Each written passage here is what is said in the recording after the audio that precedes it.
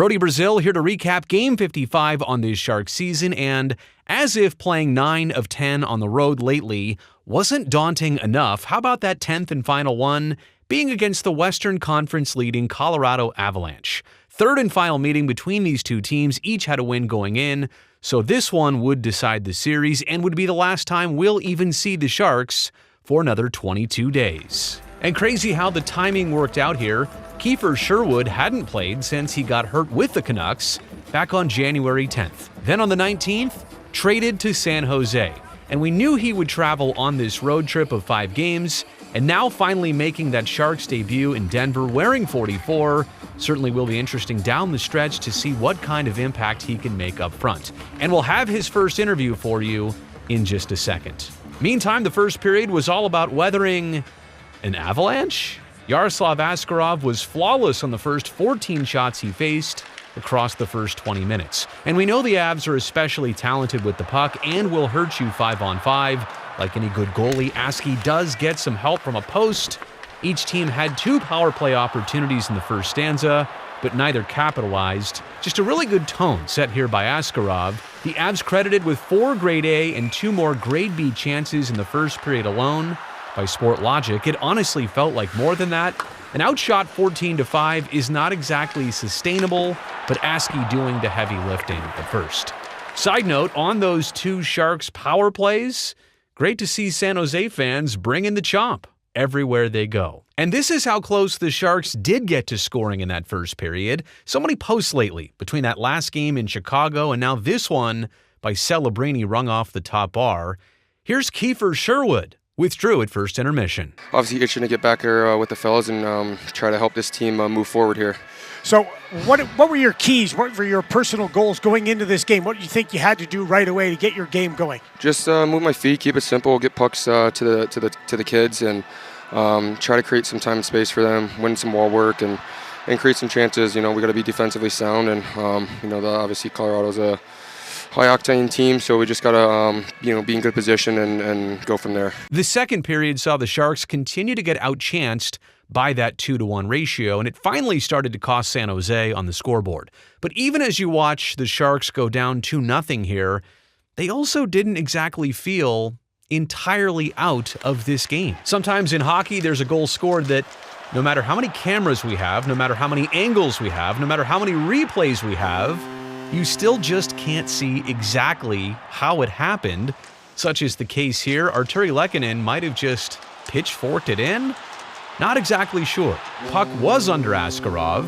It did come loose and does eventually cross the goal line. You just want to make sure it wasn't kicked in or punched in or thrown in. Again, take a look from 3 different vantage points here. It's Lehkonen's 18th on the season somehow and counting.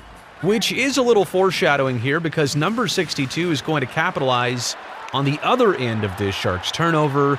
Nate MacKinnon was looking for a clean feed 2-on-1 there. He couldn't get it, but he gets the puck back, and then he hits the trailer. It's Lehkonen, unmarked, and now 62 has 19 goals. It's also 2-0 Colorado. But again, this game was not exactly feeling totally out of reach. Askarov stopped another 16 of 17 shots in the second period and just kind of gave you that feeling that the Sharks could loiter in this game just long enough to get a goal or 2. And I know what you're thinking here, down 2-0, final 20 minutes to play before a 20-plus day break for most players. What's the statement about to be made here by the Sharks in this moment?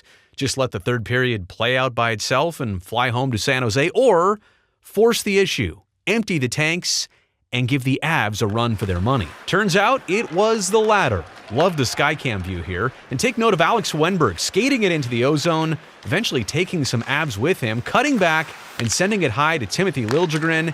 And would you believe this ripper is the first Sharks goal in Denver this season, and also Lily's first goal of this season. Comes at a tremendous time, just 43 seconds into the third period. The lead for the Avs cut in half. And then less than 3 minutes later, we get ourselves a hockey game. Love this effort by Phil Kurashev. Again, it's his final NHL game before the upcoming Olympics. The one-on-none to beat Blackwood, and that's how the game gets tied. Look at the track there on Kurashev. Also a heads-up play by Colin Graff in that middle lane to keep it a one-on-none. It's 2-2 on the scoreboard with 16-plus minutes left to play. And while the Sharks did gain some momentum and did get some other great scoring chances, the Avs got the next goal. We're 4-on-4 here with Celebrini and Burns both in the box. There's a lot of time and space up top for Josh Manson. That is an absolute clapper from the high slot. It took the lead back for Colorado. This is with 7:16 left in the game. Brock Nelson would eventually add an empty netter to get us to a 4-2 final score. Look, it's a really good team that plays at a certain pace, especially in this building.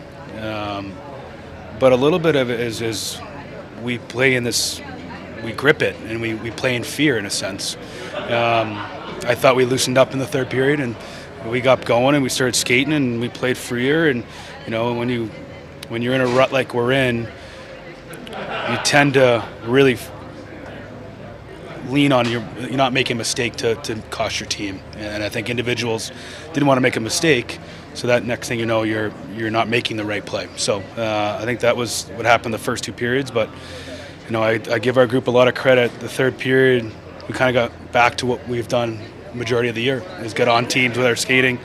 Didn't quit, so I give the group a lot of credit to getting back into it in the third. Although this result was a loss like the prior three games, it had a totally different tone. There was a hole dug early, but also a third period comeback by San Jose against one of the NHL's elite teams. And honestly, with a couple bounces here or there, could have gone either way in the end.